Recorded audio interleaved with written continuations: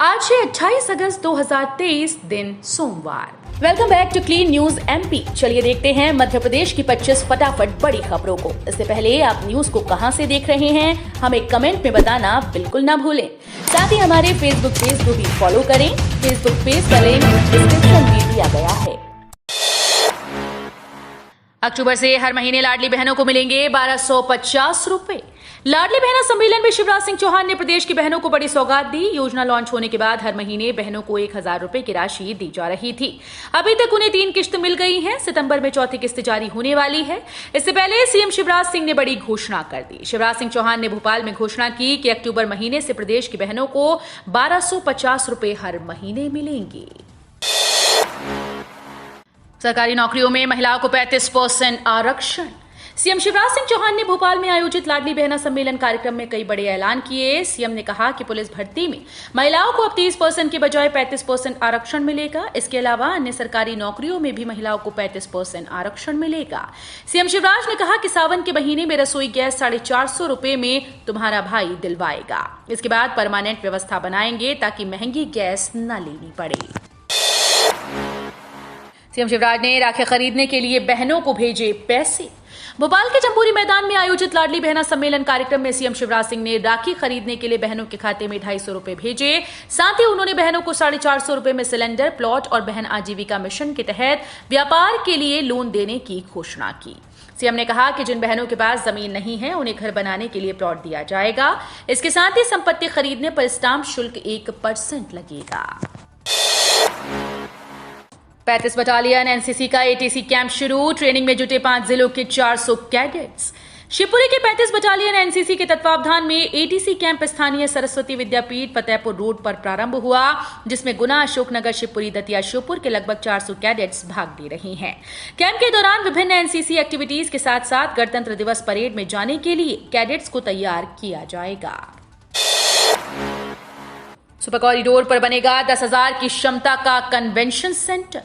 प्रदेश के सबसे बड़े शहर में कई बड़े इवेंट भी होते हैं। उसके लिए सुपर कॉरिडोर पर 10,000 की बैठक क्षमता का कन्वेंशन सेंटर तैयार कर रहा है। इसके लिए कंसल्टेंट भी नियुक्त किया गया है। प्रवासी सम्मेलन के दौरान ब्रिलियंट कन्वेंशन सेंटर में जगह कम होने के कारण कई मेहमानों को हॉल में प्रवेश नहीं मिल पाया था। इसके बाद मुख्यमंत्री शिवराज सिंह चौहान ने आईडीए को कन्वेंशन सेंटर की प्लानिंग के लिए कहा था। नर्मदा मंदिर में प्रवेश पर ड्रेस कोड लागू। अमर्यादित वस्त्र धारण करके जाने पर नहीं मिलेगी एंट्री। देश के कई मंदिरों की समितियों ने भक्तों के परिधान को लेकर नियम जारी होने के बाद अब मध्य प्रदेश के अनूपपुर जिले के अमरकंटक में नर्मदा मंदिर में भी श्रद्धालुओं के पहनावे को लेकर बड़ा फैसला किया गया है। नर्मदा मंदिर ट्रस्ट और पुजारियों के निर्णय के अनुसार अब से कोई भी श्रद्धालु छोटे कपड़े पहनकर मंदिर में प्रवेश नहीं कर सकेगा। मंदिर ट्रस्ट की जानकारी के अनुसार नर्मदा मंदिर की गरिमा बनाए रखने के लिए भारतीय संस्कृति के अनुरूप ही कपड़े पहनने होंगे। 3 सितंबर को सतना जिले के मझगवा आएंगे गृह मंत्री अमित शाह। 3 सितंबर को सतना जिले के मझगवा आएंगे अमित शाह। जन आशीर्वाद यात्रा को हरी झंडी दिखाएंगे। वो सतना जिले में भाजपा की जन आशीर्वाद यात्रा को हरी झंडी दिखाने के लिए 3 सितंबर को आएंगे। उनके साथ प्रदेश के मुख्यमंत्री शिवराज सिंह चौहान और भाजपा प्रदेश अध्यक्ष वीडी शर्मा होंगे। मध्य प्रदेश में 30 साल तक पंचायत से पार्लियामेंट तक भाजपा का परचम लहराएगा।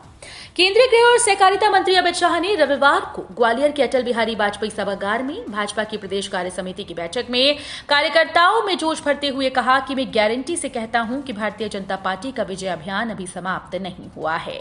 जिस दिन पूरी दुनिया भारत माता के जयकारे लगाएगी उस दिन ये लक्ष्य पूरा होगा। उन्होंने कहा कि मध्य प्रदेश के कार्यकर्ता चुनाव जीतने के लिए बने हैं। विजय आपका स्वभाव है, आपका पराक्रम है और विजय ही आपका लक्ष्य है। 20 सालों में इंदौर में 5 भाजपा नगर अध्यक्षों को मिला सांसद विधायक का टिकट। इंदौर में जो नेता भाजपा का नगर अध्यक्ष बनता है वो ये मानकर चलता है कि उसकी राजनीति अब चमकेगी, लेकिन सभी नेता खुशकिस्मत नहीं। कुछ नेता नगर अध्यक्ष की कुर्सी से हटने के बाद खाली हाथ रहे।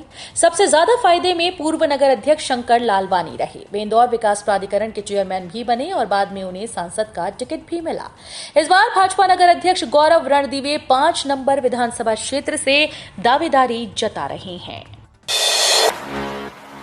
शिवराज सरकार भाजपा संगठन के सहारे जनता का विश्वास जीतने के लिए मैदान में उतरेगी। 2018 की हार से उबर कर शिवराज सिंह चौहान के नेतृत्व में भाजपा ने एक ऐसी सरकार चलाई है जिसके पास जनता के बीच ले जाने के लिए कई उपलब्धियां हैं। सरकार अब पार्टी संगठन के सहारे जनता का विश्वास जीतने के लिए एक बार फिर से चुनावी मैदान में उतरने जा रही है। भाजपा की जीत के लिए राष्ट्रीय नेतृत्व ने केंद्रीय मंत्री अश्विनी वैष्णव, नरेंद्र सिंह तोमर और भूपेंद्र यादव को मैदान में उतारा है। एमपी के ज्यादातर जिलों में जनता परेशान, नहीं काम आ रही सीएम हेल्पलाइन। मध्य प्रदेश में जनता को सीएम हेल्पलाइन होने के बावजूद अपनी परेशानियों के निपटारे के लिए दर दर भटकना पड़ रहा है। हेल्पलाइन में शिकायत करने पर जनता की परेशानियों का हल नहीं हो रहा, जिस कारण से लोग निराश हैं। ये खुलासा किसी के बयान में नहीं बल्कि सामने आए आंकड़ों से जाहिर हुआ। इसका खुलासा तब हुआ जब रायसेन जिले में एक शख्स को सीएम हेल्पलाइन में की गई शिकायत को बंद करने के लिए दबाव बनाया जाने लगा। 450 रुपए के सिलेंडर देने की घोषणा पर सियासत। कमलनाथ बोले 400 रुपए का सिलेंडर 1100 रुपए पार क्यों किया। मध्य प्रदेश में विधानसभा चुनाव से पहले मुख्यमंत्री शिवराज सिंह चौहान ने रक्षाबंधन के पर्व पर बहनों को तोहफा दिया। इसमें सावन के महीने में बहनों को 450 रुपए सिलेंडर देने की घोषणा की।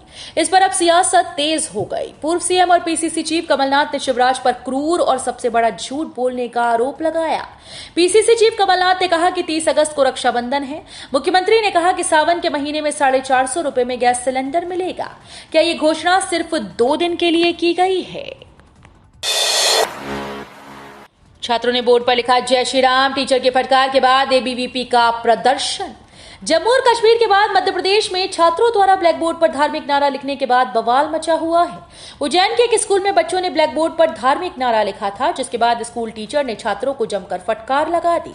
इसके बाद अखिल भारतीय विद्यार्थी परिषद के कार्यकर्ता स्कूल पहुंचे और स्कूल के खिलाफ जमकर विरोध प्रदर्शन किया। अब इन लोगों को रेल में लगेगा आधा किराया। रेलवे ने जारी किया नियम। भारतीय रेलवे दुनिया का चौथा सबसे बड़ा नेटवर्क है। इसके जरिए हर दिन करोड़ों लोग अपनी यात्रा पूरी करते हैं। रेलवे आज भी कई लोगों को टिकट में छूट का फायदा दे रही है। मिली जानकारी के मुताबिक रेलवे की तरफ से दिव्यांगजनों, दृष्टिबाधित और दिमागी रूप से कमजोर लोगों को ट्रेन टिकट में छूट का फायदा रेलवे की तरफ से दिया जा रहा है। इन लोगों को जनरल क्लास से लेकर स्लीपर और थर्ड एसी के टिकट पर भी छूट मिलती है। अब महू में पर्यटन मंत्री उषा ठाकुर की उम्मीदवारी का विरोध। अब की बार स्थानीय उम्मीदवार के बोर्ड लगे। 5 नंबर और 1 नंबर विधानसभा में विधायक व पूर्व विधायक की दावेदारी के विरोध के बाद महू में भी भाजपा कुछ नेता स्थानीय उम्मीदवारों की मांग कर रहे हैं। विधानसभा चुनाव के ठीक पहले महू में अब की बार स्थानीय उम्मीदवार का पोस्टर लगाकर पर्यटन मंत्री उषा ठाकुर की दावेदारी का विरोध शुरू हो गया। ठाकुर ने एक दिन पहले ही महू से फिर चुनाव लड़ने की इच्छा जताते हुए कहा था कि जहां उन्होंने सेवा की, वे चाहती हैं कि फिर उन्हें वहां सेवा करने का मौका मिले। कांग्रेस का कुनबा बढ़ा, 300 लोग पार्टी में शामिल।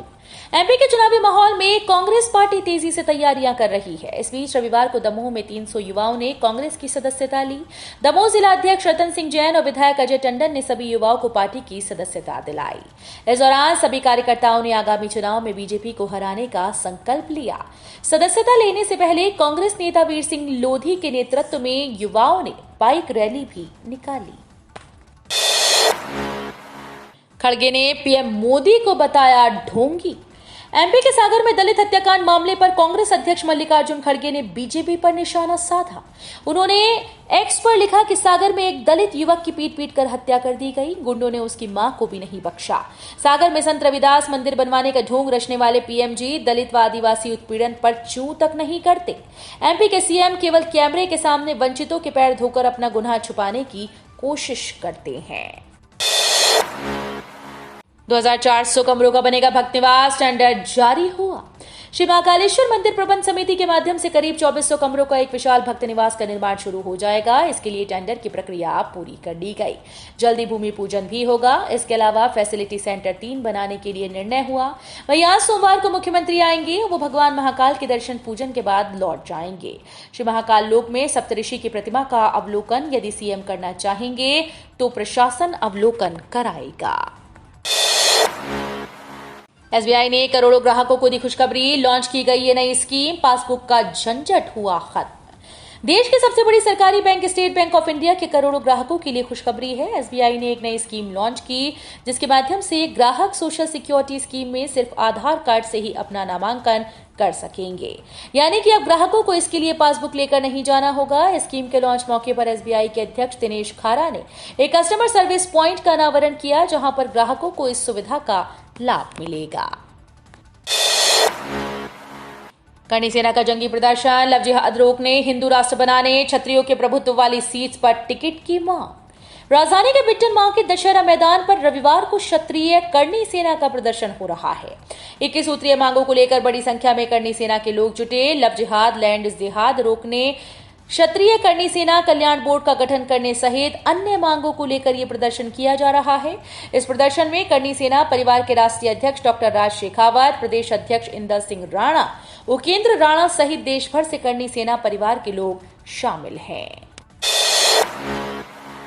बोले पीएम मोदी, भारत में दुनिया का सबसे युवा टैलेंट।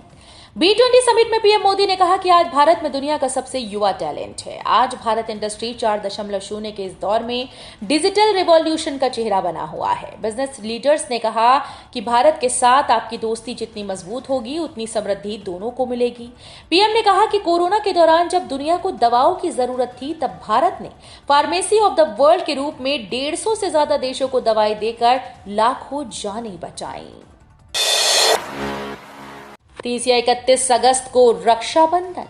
हिंदू पंचांग के अनुसार 30 अगस्त को सुबह 10:58 से पूर्णिमा तिथि लगने के साथ ही भद्रा लग जाएगी, जो रात को 9:01 तक रहेगी। वहीं श्रावण पूर्णिमा 31 अगस्त को सुबह 7:07 पर समाप्त हो जाएगी।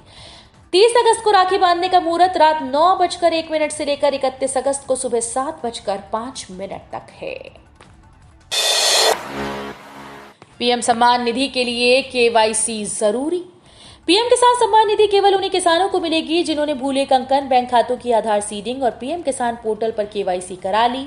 दरअसल 14वीं किस्त का लाभ करीब 1,86,00,000 लोगों को मिला है। अब अगली किस्त के लाभार्थियों की संख्या 2 करोड़ के पार पहुंचने की उम्मीद है।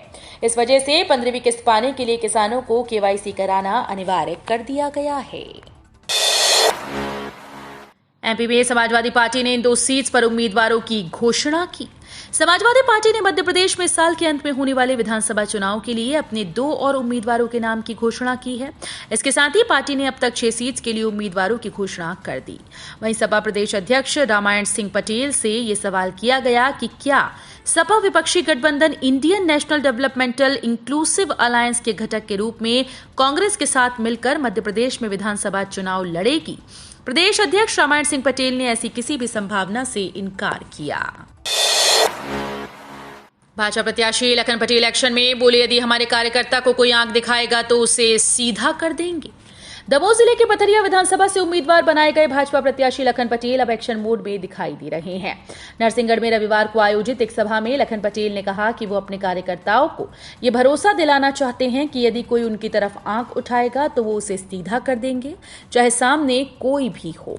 तो ये थी आज की 25 फटाफट बड़ी खबरें। अगर आपको न्यूज पसंद आई हो तो वीडियो को लाइक और शेयर जरूर करें। धन्यवाद।